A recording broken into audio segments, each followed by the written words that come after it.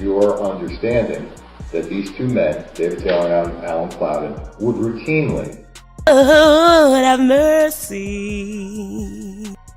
2006, on or about that day, did you have a conversation with two of the other people that you're charged with in this indictment, Gina Marie Conway and Kelvin Leardom? Yes, I did. All right. And I want to focus for a moment. Kelvin Leardom is your half-brother, is that correct? Yes. All right. And did you and Mr. Leardom in particular have an agreement that Mr. Leardom was going to go over into the state of New Jersey, because you were in New York, is that correct? Yes. Mr. Leardom was going to go over to the state of New Jersey, and he along with Gina Conway, were going to try to steal money from a couple of individuals. Yes. All right. Now, the individuals we're talking about are David Taylor and Alan Plowden. Is that correct? Yes. All right. And you've indicated to me that back in September 2006, it was your understanding that these two men, David Taylor and Alan Plowden, would routinely, all on social media, did an interview with him. No, he ain't no good. You know, if Reg was alive, God bless the dead, you wouldn't be doing none of that, man. You did wrong, man. You know he wouldn't even be able to come around Reg, man. That's crazy how you showing him all his love and you know he ain't no good. And you know Mase ain't no good too. You know he got his chain took on my block, hung 42nd, and went right to the police, turned the guy in, man. Like, come on. Honestly, I'm pretty neutral on the whole Max B situation. But something about Pooh Sims rubs me the wrong way right from the start. As everyone knows, Pooh Sims is Max B's half-brother or stepbrother, depending on the source. Max B was originally hit with a 75-year prison sentence, but through appeals and a plea deal, it was reduced to 20 years, and he was released after serving around 16 to 18 years, most recently on November 9th, 2025. Pooh Sims, however, isn't accepting this at all. He's been aggressively sharing so-called paperwork online, accusing Max B of cooperating with authorities and snitching on him to get that sentence cut.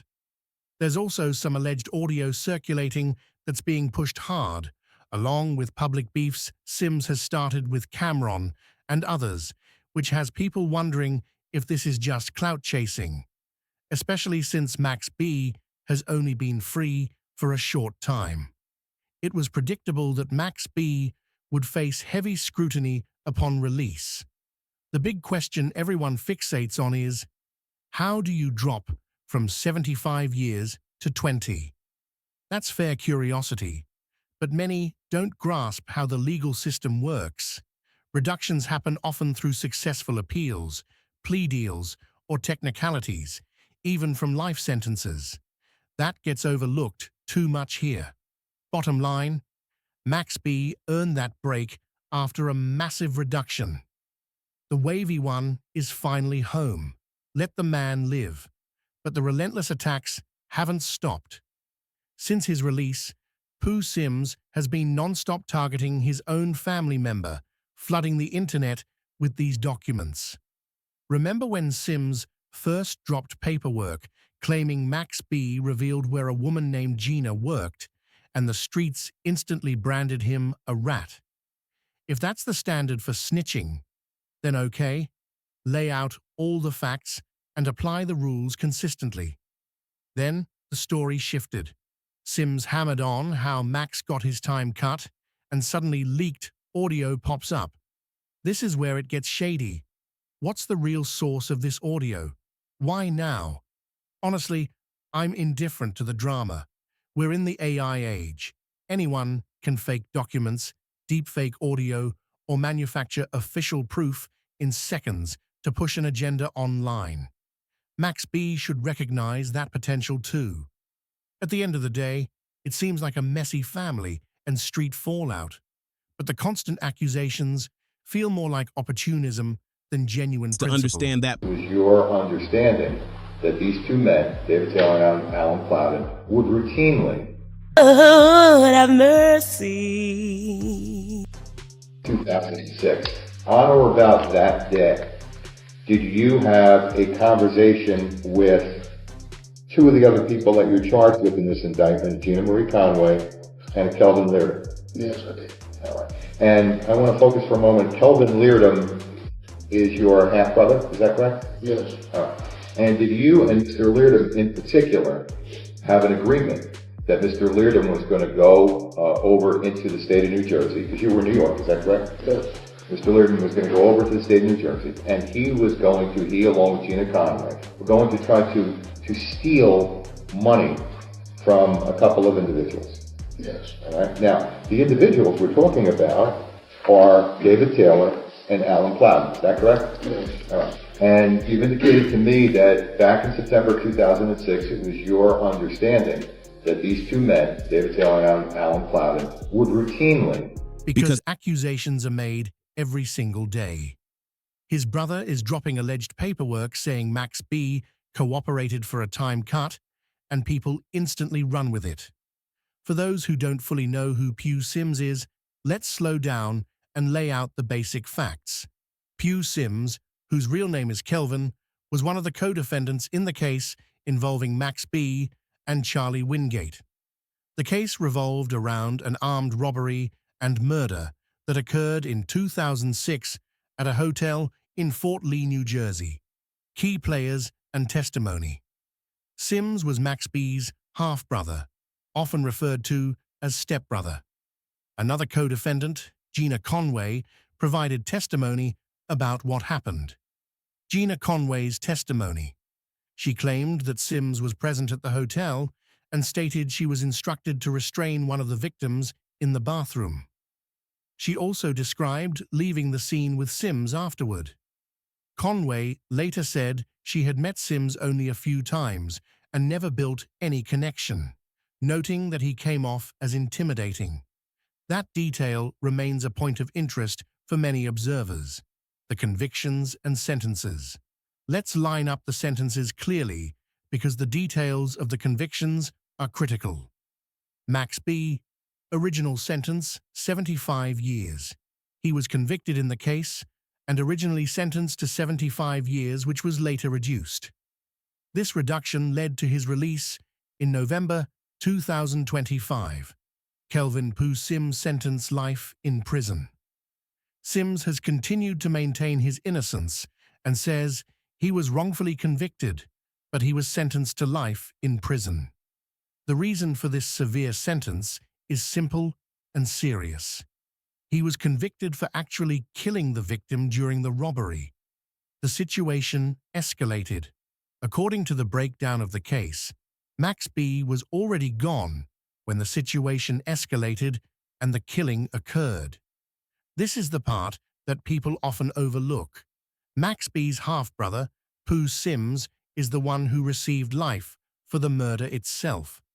Gina Conway's testimony was crucial as she provided a detailed account of the events. Part 2. The speculation began spinning out of control when Max B eventually had his time reduced. Now, with the alleged leaked audio in the mix, everyone is quickly choosing sides. Personally, I am not convinced and do not believe the audio is real at all. The media is engaging in questionable tactics, and a lot of unfavorable maneuvers are happening behind the scenes. The timing of this release is never accidental. Upon hearing the audio and seeing the narrative being pushed, the first and most crucial question to ask is this even legitimate? How do we really know? And where is the solid proof behind these claims? To me, it feels like the half-brother Pooh Sims has been searching for anything possible to tarnish Max B's name and take non-stop shots. If it's not one accusation, it's another, a relentless back-to-back pattern. That pattern alone raises suspicion every time. Furthermore, look at the other actions being taken. Calling out Camron and dragging $E into the discussion.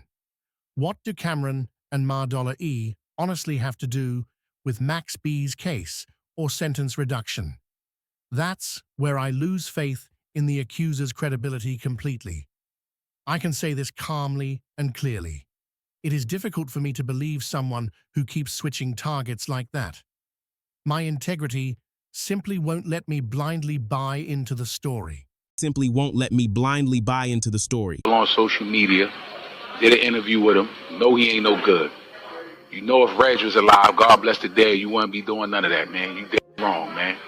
You know he wouldn't even be able to come around Reg, man. That's crazy how you showing him all this love and you know he ain't no good. And you know Mase ain't no good too. You know he got his chain took on my block, hung 42nd and went right to the police, turned the guy in, man.